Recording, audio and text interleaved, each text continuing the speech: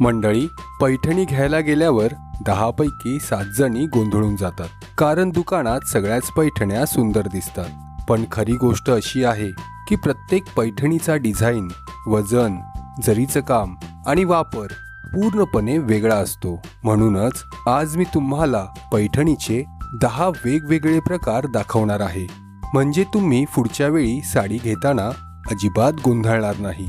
सुरुवात करूया मुनिया पैठणीपासून।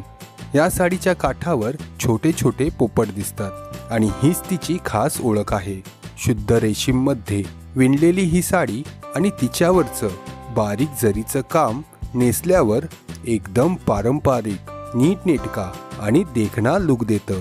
जर तुम्ही पहिल्यांदाच पैठणी घेत असाल तर हा एक सुरक्षित आणि कायम फॅशन मध्ये राहणारा पर्याय आहे। आता पुढे पाहूया दुसरी साडी, म्हणजेच बांगडी मोर पैठणी। नावाप्रमाणेच पल्लूवर गोल बांगडीमध्ये मोराचं सुंदर डिझाईन असतं। ही साडी थोडी जड असते आणि जरीचं काम खूप भरगच्च असल्यामुळे ती खूप श्रीमंती आणि राजेशाही दिसते।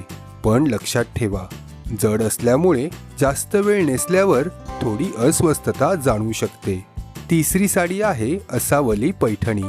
या साडीमध्ये फुलांच्या वेलीचं डिझाईन संपूर्ण साडीवर पसरलेलं असतं, ज्यामुळे एक सुंदर आणि उठावदार लुक मिळतो। ही साडी हलकी ते मध्यम वजनात मिळते। कमी खर्चात छान लुक हवा असेल तर हा प्रकार उत्तम आहे। आता पाहूया पुढची साडी, म्हणजे कमळ पैठणी। कमळाच्या डिझाईनमुळे साडीला शांत, साधा आणि पारंपरिक असा लुक मिळतो। ही साडी जास्त झगमगीत नसली तरी तिची देखणी साधेपणा खूप खास असतो। साधी पण उठून दिसणारी साडी हवी असेल तर हा एक चांगला पर्याय आहे। पाचवी साडी म्हणजे नारळी पैठणी। या साडीच्या काठावर नारळासारखा नक्षीदार पट्टा असतो। ही साडी हलकी पण नेसायला खूप आरामदायक असते। लहान समारंभ, ऑफिस कार्यक्रम किंवा रोजच्या वापरासाठीही ही साडी योग्य ठरते। सहावी साडी आहे राजहंस पैठणी। या साडीमध्ये राजहंसाचा नाजूक डिझाईन असतो, जो खूप देखणा आणि उठावदार असतो। रंग आणि जरीचं काम यांचा सुंदर समतोल असल्यामुळे ही साडी भडक वाटत नाही, पण तरीही श्रीमंती लुक देते।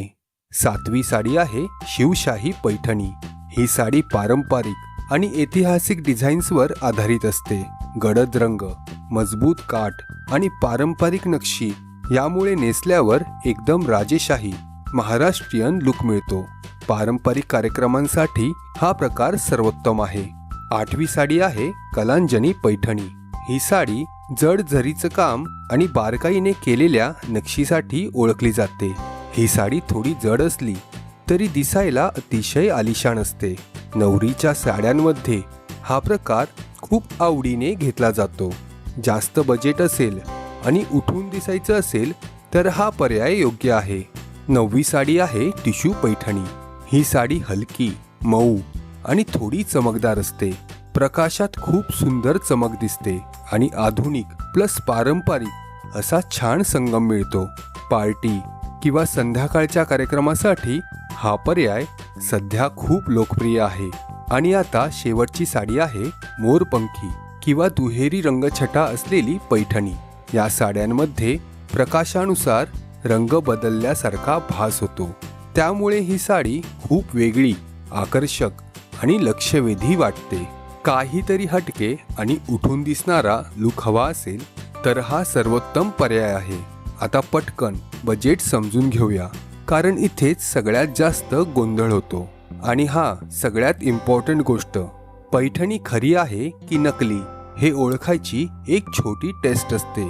फक्त 10 सेकंदात कळतं। ती मी पुढच्या व्हिडिओमध्ये सांगणार आहे, म्हणून तो व्हिडिओ मिस करू नका। जर तुम्हाला अशी उपयोगी माहिती हवी असेल तर अर्बॅनिक स्टार चॅनलला नक्की सबस्क्राईब करा। धन्यवाद।